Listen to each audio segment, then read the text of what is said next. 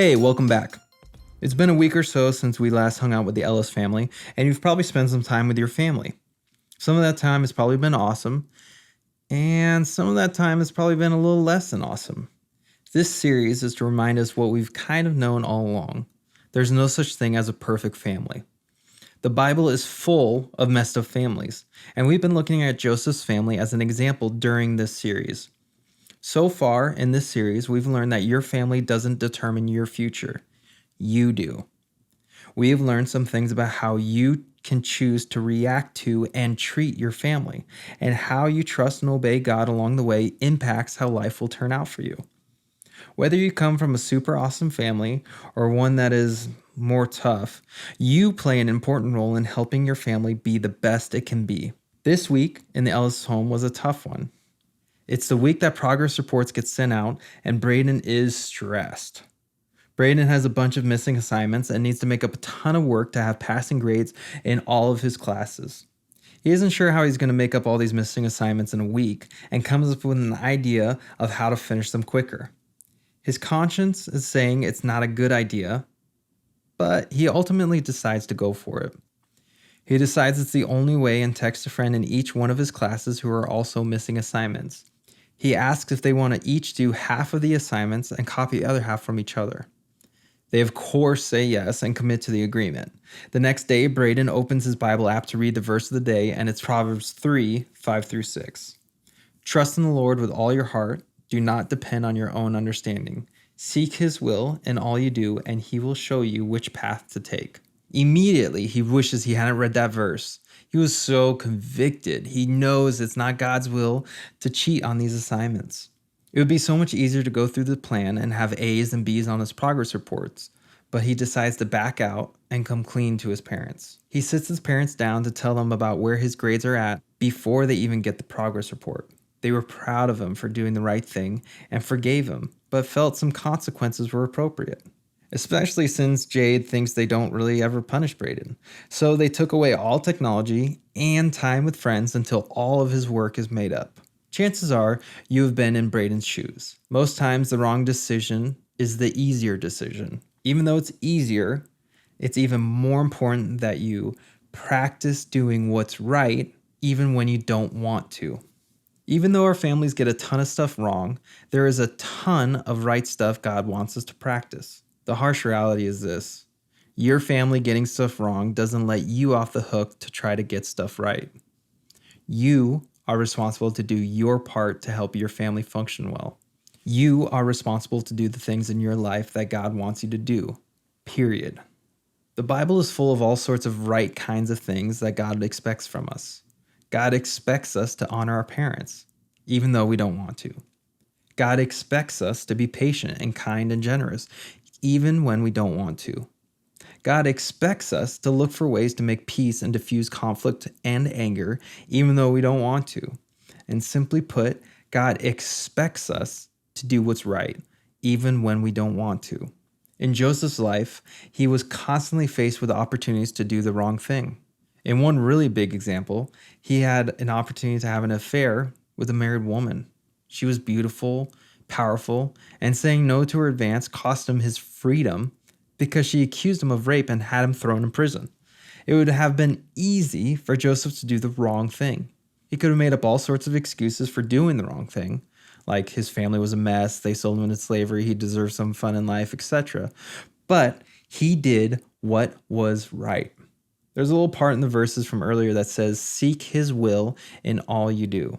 Seeking God's will in all we do basically means trying to do what we know that he wants us to do. It's important stuff, but it's not easy, which is why we need to practice. The same way we would practice our sport that we want to be good at is the same as how we would practice doing right even when we don't want to. Here's another thing to practice. Practice holding on to trust very tightly. If Braden had gone through with copying those assignments and his parents found out later, he would have lost trust. If Braden had gone through with his plan, he also wouldn't be trusting God. He wouldn't trust God to honor his righteous choices even if the path is harder. The passage from earlier in Proverbs starts with, trust in the Lord with all your heart. Do not depend on your own understanding. Very few things in life test our ability to trust God and to not lean on our own understanding and thoughts more than our families. It's especially tough to trust God when we know how a family is supposed to function, but ours comes up short time and time again.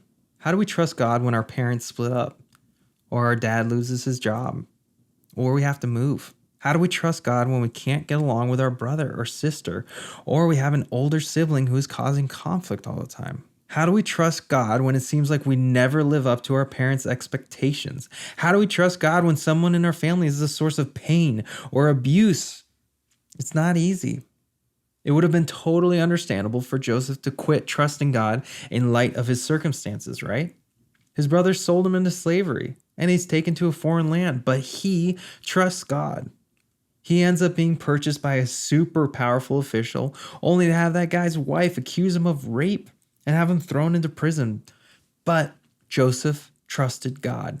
There's no way Joseph could understand why everything was happening the way it did. And that's why it's important to remember to trust God and not on our own understanding. Remember, we have a pretty limited perspective on things. It's hard for us to see the big picture, but God does. God knows everything. He knows what tomorrow holds and what he has in store for us. We don't have that same amount of insight and knowledge, which is why it's important for us to hold on to trust as tight as possible. Practice holding on to trust very tightly. Practice number 3 is practice forgiving your family. Yep, should have seen that one coming. If you are a follower of Jesus, he expects us to practice the art of forgiveness. And very few people in our lives give us as many opportunities to do this as the people in our families. People are holding on to grudges. Family members are refusing to forgive each other because the people closest to us are the ones who can cause the most hurt. It's understandable that it would be hard to forgive them when they wrong us, but God expects us to. He expects us to forgive. This doesn't mean that we look the other way or pretend the wrongs never happened. It doesn't mean that we keep secrets about our family that we shouldn't, especially when someone is being physically or emotionally hurt. But it does mean that we need to forgive each other. And whenever possible, figure out how to help our families be as healthy as they can be. Most of the stuff that family members refuse to forgive aren't really the big powerful things. It's usually little things that people have allowed to build up over time. It's smaller mistakes that people make and maybe don't apologize for that the family holds on to and holds against them. Here's the crazy ending to Joseph's story. You'll want to read Joseph's entire story in the book of Genesis, chapters 37 through 47. Joseph's brothers sold him into slavery, and then they told their dad he's been killed by a wild animal. So for years, his dad thinks that Joseph is dead. All the while, Joseph is in Egypt, doing what's right even when he doesn't want to, and holding on to trust very tightly. He's had all sorts of ups and downs, and now he finds himself serving as Pharaoh's assistant. He's the number 2 man in all of Egypt. Then, there's a massive famine, and people are coming to Egypt looking for help. And guess who shows up? Joseph's brothers. His brothers travel to Egypt hoping to get some food, and they have to stand before Joseph to make their case. Joseph recognizes them, but they don't recognize him. Time for payback, right? This is going to be awesome, but not in the way you'd expect. Joseph forgives his brothers. He could have had them put to death right on the spot, but instead he forgives them. He has them go get his dad and their family so they can all live together in Egypt. We don't know if it was easy for him to forgive, and if he even knew he was supposed to. And we also don't know if he decided to do what was right, even if he didn't want to. But his decision to forgive his brothers changed the future for his entire family. Forgiving is hard. Forgiving oftentimes doesn't make sense, but it's what God wants us to do. You can't control everything about your family, but you can control your part in it. And your part in your family includes doing what's right even when you don't want to. Holding on to trust very tightly and forgiving your family when they mess up. So here's the thought for the week. I can play a part in my family, and practice is a good place to start.